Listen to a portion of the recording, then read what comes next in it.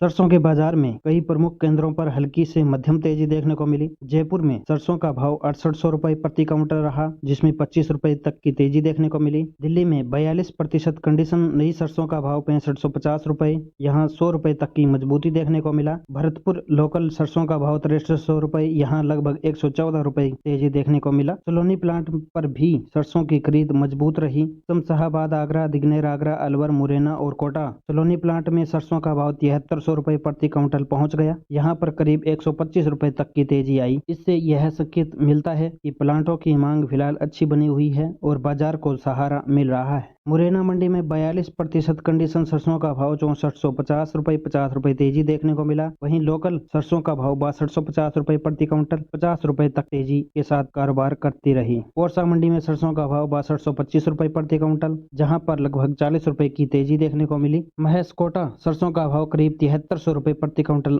बताया जा रहा है। मुरैना क्षेत्र में सरसों तेल कच्ची घानी का भाव लगभग 1360 रुपए, सरसों तेल एक्सपेलर का भाव 1350 रुपए प्रति 10 किलो के आसपास रहा, जबकि सरसों खल का भाव लगभग 2650 रुपए प्रति क्विंटल दर्ज किया गया। राजस्थान और हरियाणा की प्रमुख मंडियों में नई सरसों की आवक बढ़ी है। गोलवाला में 6132 से 6278 रुपए, सिरसा मंडी में 6025 से 6334 रुपए, एलनाबाद मंडी में नई सरसों 5800 से 6000 रुपए, बीकानेर मंडी में 5700 से 6151 रुपए प्रति क्विंटल तक दर्ज किया गया। श्री गंगानगर मंडी में नई सरसों 6125 से 6375 रुपए, विजयनगर मंडी में 5866 से 6274 रुपए, संगरिया मंडी में 6206 और नोहर मंडी में 5800 से 6200 रुपए प्रति क्विंटल पर कारोबार हुआ। गजसिंहपुर मंडी में सरसों का भाव 5962 से 6309, अनूपगढ़ मंडी में 5718 से 6449 रुपए, भवानी मंडी में 5700 से 6300, पीलीबंगा मंडी में 5955 से 6040 रुपए प्रति क्विंटल तक सरसों के भाव दर्ज किए गए।